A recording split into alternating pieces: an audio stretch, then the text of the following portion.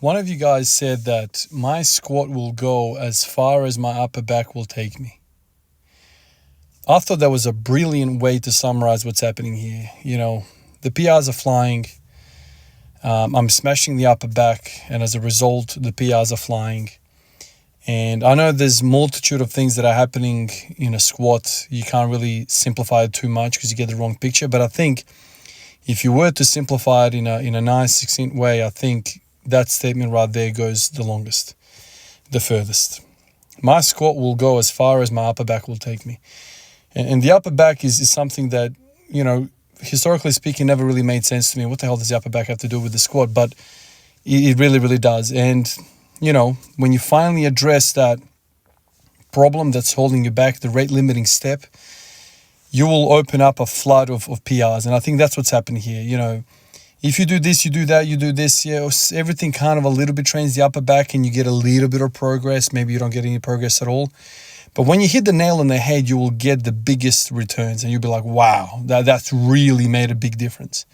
So when you say to yourself, wow, like those moments, it has to be something profound. And usually it's the biggest weakness. If you add a bit of size to the quads, sure, you stay up a little bit more upright and you'll be able to add a little bit on the squat. If you get a bit more glute strength, sure, that will also translate a little bit. But when you take a big leap, you're like, okay, what was the limiting factor here?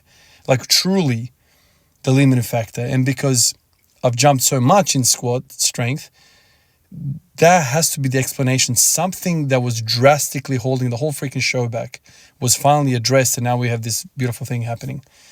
And when I read that, yesterday or today, I was like, man, that is a perfect way to say it.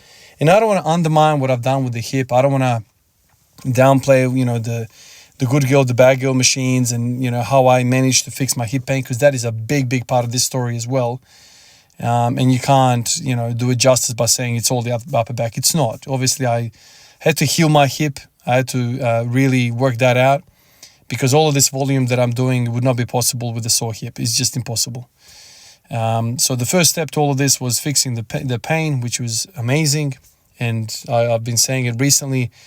The fact that I'm getting these PRs is fantastic, but the fact that I'm doing it pain-free is even more exciting. I don't have any pain, and I cannot. I think I've said it a million times in the last couple of days. Like, I'm not trying to say that I'm not happy. It's just when you've been in pain, and you've been in pain intermittently for like five years basically.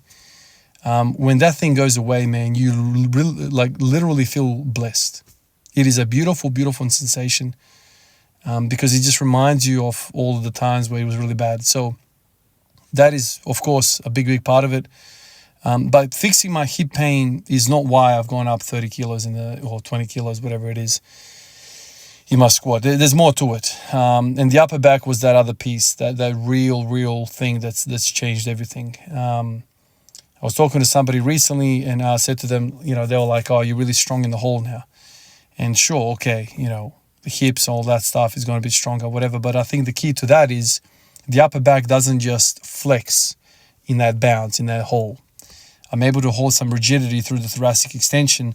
And now there's more rigidity in that structure, and I can translate that force that I generated in my body into the bar. And the weight goes up. I don't go down. You know what I mean? So I'm winning that battle of rigidity against the bar.